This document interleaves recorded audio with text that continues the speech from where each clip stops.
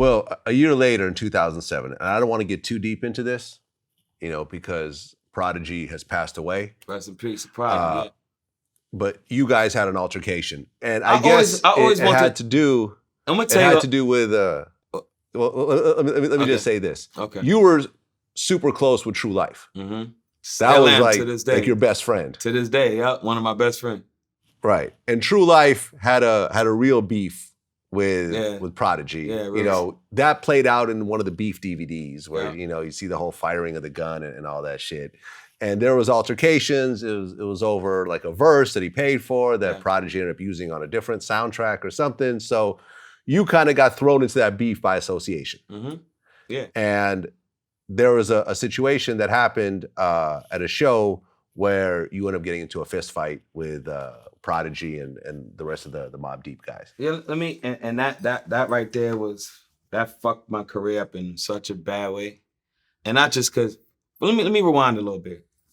Me, True, and Prodigy, at one time, I wouldn't say we was close friends, but we were all cordial. Like, I was cordial with Prodigy. Like, me and Prodigy, I was cool because Alchemist. Alchemist was one of the people early on who was helping me out. And Alchemist was, Prodigy, and then that was their second producer right after Havoc. So I used to go to Alchemist crib. Twin would show up there. Me and Twin be chilling on me, drinking and shit, just going through beats. Alchemist up at Alchemist crib in Manhattan. So there was never no like real animosity or no real bad situation. So even when this whole shit started to happen, I was trying to be like, yo, man, like, I don't want to be involved in this shit. You know what I'm saying? Because even though what you did wasn't right, there's a way we could fix it without it going too far. Somebody die, or somebody get shot, or any of that. You know what I'm saying? So when the whole thing happened, I just lost. I didn't have no contact with him to really verbalize this to him. So we had gotten to an altercation at a club one night when I was with Sycamore. He talked about it in his book, where he called me on one of them nights where I was on one and I was just offering to fight. I was like, look, man, if we got a problem, but he kept saying, yo, niggas gonna get shot and all. I'm like, bro, look, I'll fight, my nigga. We could bang out. Let's why there always gotta be a gun involved, my nigga? Let's fight and give each other a hug, my nigga, and go have a drink. You know what I'm saying? What happened to that shit? Nah, we don't fight, we kill niggas. But I'm like, fucking put any one of y'all, put the guns down. Not even trying to sound. Gotti was there, Sycamore was there. They're all vouch for this. I just want to box. Let's box and then go back in the club and have a drink. That way we all go home happy to our families. And nothing happened that night. We went about our business. That night at the club, I was going to see Capone and Noriega, my nigga. They was doing a reunion show. I knew I had problems with Prodigy and I knew they was going to be there. And I thought I could just sneak in SOBs and see CNN and get the fuck up out of there before Mobb Deep even went on stage. And fucking Peter Rosenberg asked me to get on stage and do the song. And while I'm on stage, the whole mob comes on stage with me. The whole Mobb Deep walks on stage. So I knew it wasn't friendly. I'm like, why would they just walk on stage while I'm up here performing? When they about to perform later, they like the headliners and shit. And I'm like, I'm just sitting here curtain jerking, just doing my song and shit before. No, man, why are they on stage? But then I see my man Prince, who's Havoc's cousin. And I asked Prince while I'm on stage, I'm like, yo, I'm good. And he's like, yo, you good, my nigga. Ain't no beef, ain't no problems. And Havoc, me and Havoc is hugging. If you watch the tape, me and Havoc is hugging and shit. I'm like, oh shit, it ain't no, maybe we are past all the dumb shit. So I didn't go there with the intention for trouble. You know what I'm saying? I didn't go there with no intention for trouble.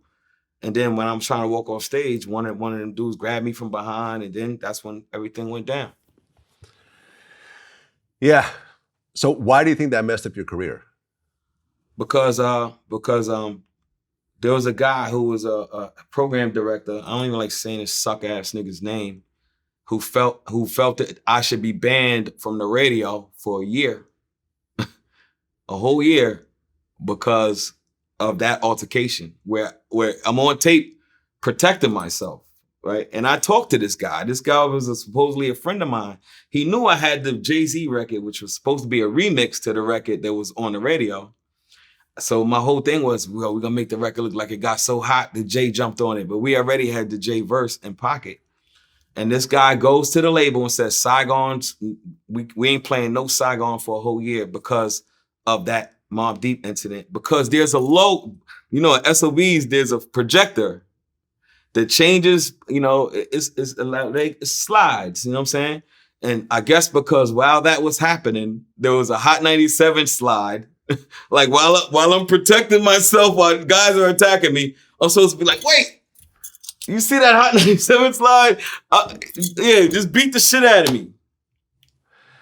I'm just gonna go ahead and guess that you're talking about Ebro. Yeah, Ebro did that shit, bro. It was Ebro, and me and Ebro.